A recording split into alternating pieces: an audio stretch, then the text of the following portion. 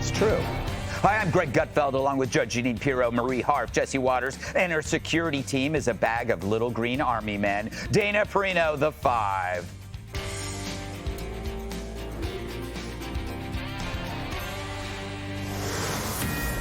Fox News alert. The House just voted 216 to 207 to hold Attorney General Garland in contempt of Congress for failing to hand over the Robert Hur audio tape of his interview with President Biden. Let's go to Asha Hasni for more. Hey guys, good evening to you. Well, every single Republican in the House voted yes for this contempt, except for one. Ohio Congressman David Joyce. He bucked his party and voted no.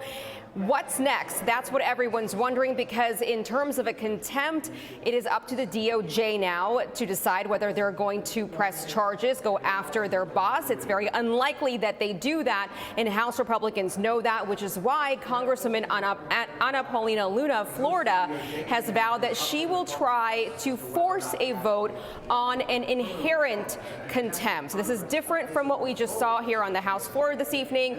An inherent contempt basically means if it passes, that the House Sergeant at Arms will then be forced to go and arrest AG Merrick Garland because he is now in contempt. She can use a privilege motion to bring that to a vote in the next 2 legislative days, but we've had eyes on her right after she voted on the House floor, and she has not stayed and done that just yet. She might still be trying to gather support for that resolution. But now, a historic day, the House, first time in a long time, has voted to hold an administration official, the AG, in contempt. Guys.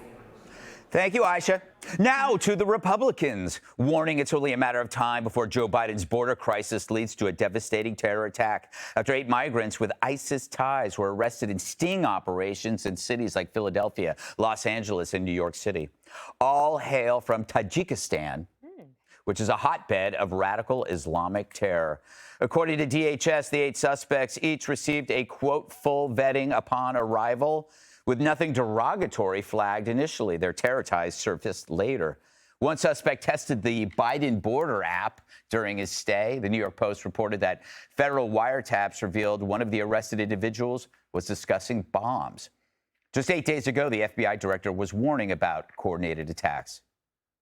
We've seen the threat from foreign terrorists rise to a whole nother level. This is by no means a time to let up or dial back. Now, on top of that, increasingly concerning is the potential for a coordinated attack here in the homeland. We have seen over the last 5 to 6 years an increase in the number of known or suspected terrorists, in other words, watch-listed subjects attempting to cross the border.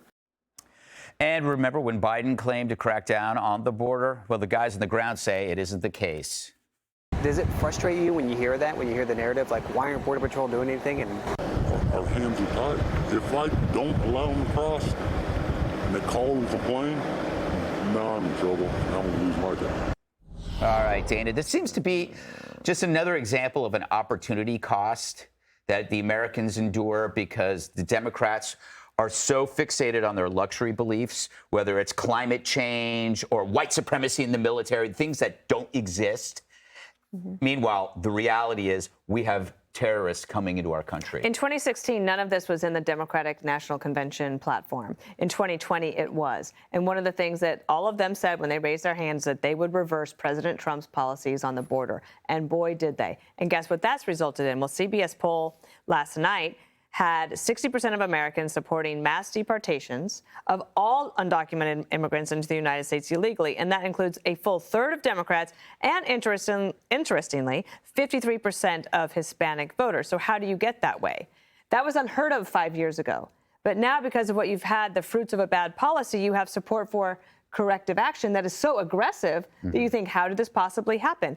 And I think that what this shows with the Tajiks being captured is that, one, we should absolutely thank local law enforcement, federal law enforcement for their coordination. Do you know the pressure they must be under?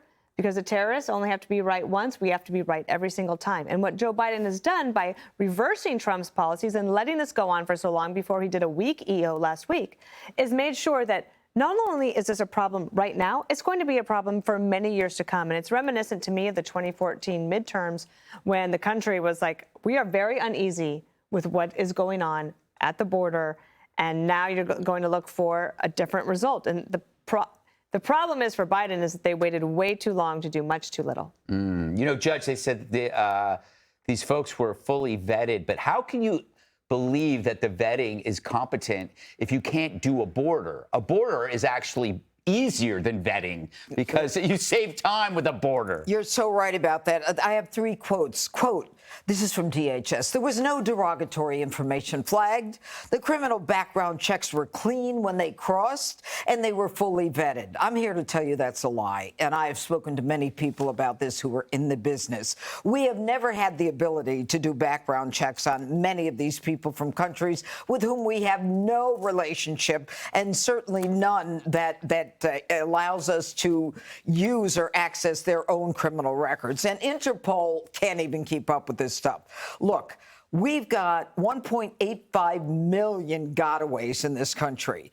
And that doesn't include, those are the known gotaways. It doesn't include the unknown gotaways. So you have to say to yourself, why do they have to get away? Why do they have to be unknown gotaways when we throw down the welcome mat and say, come on in, you need an apartment, you need a phone, you need food, where do you want to be in this country? We'll fly you right in.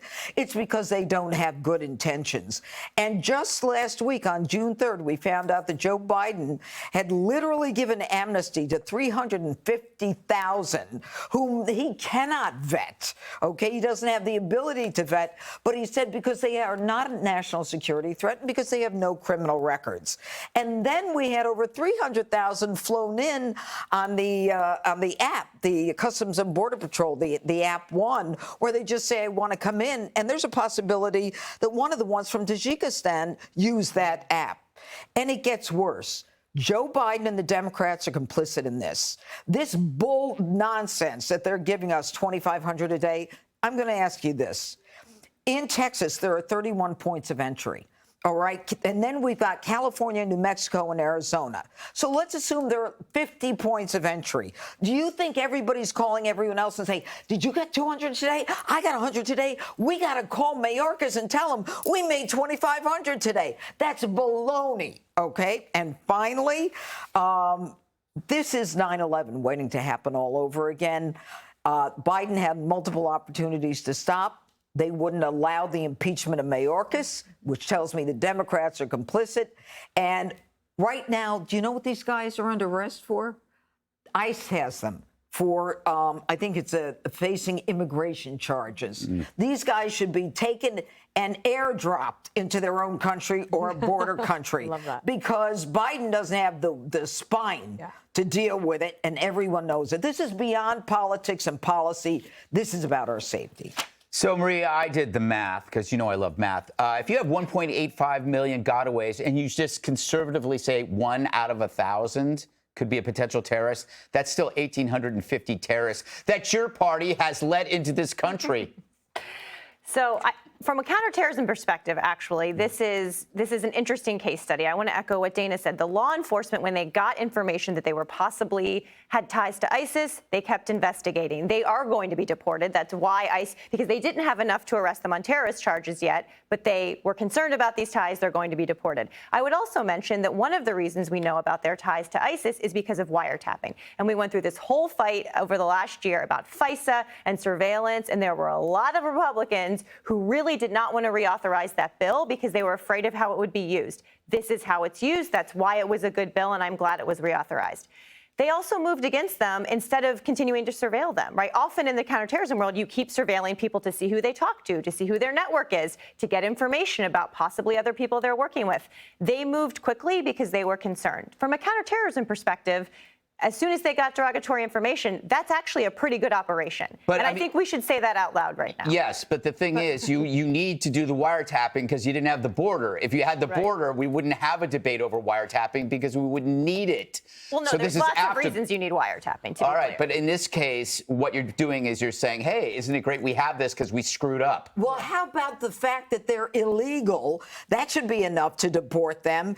And one of them in question was involved in law enforcement and had a court date next year. That means one of them was arrested. Crime. Yes, for a crime. Jesse, I have a rule of thumb.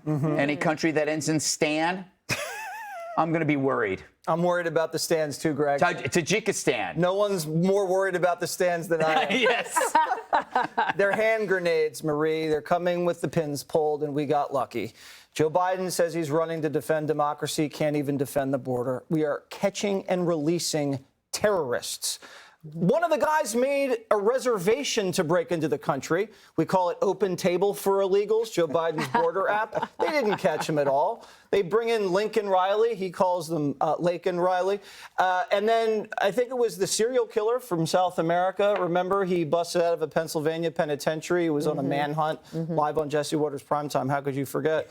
The Chinese nationals are pouring in. They're just wandering into U.S. military bases. Or how about they're kicking cops in the head, shooting at them? Or who could forget the Venezuelan welfare king? The reason this has happened is because the far left has Joe by the Bidens. They want an illegal alien nation where they can blow up the welfare state and just increase their political power. Same with the corporate class. They want new customers, millions of them. And the Fed just bragged about all these illegals keeping wages down. Half the Biden jobs numbers are foreign nationals anyway. And so Joe can't say no to his son, can't say no to the illegals. He doesn't have a spine, never has been able to set boundaries for anything. And he never shut down the border. It was a mirage. He said if it was over 2,500 a day, he'd shut it down. Next day, they were 4,000. Day after that, 10,000. Did he shut it down? No. The vetting, the jobs numbers, the border shutdown, it's all a big mirage. And the guy's acting like the world's best travel agent. Come on, come in, come all. Here's a room, here's a phone, here's some free cash. It's red-pilled the country. Yeah. Everybody now wants mass deportations. And it's not racist because Obama did it. All right. There you go. Click here to subscribe to the Fox News YouTube page to catch our hottest interviews and most compelling analysis. You won't get it anywhere else.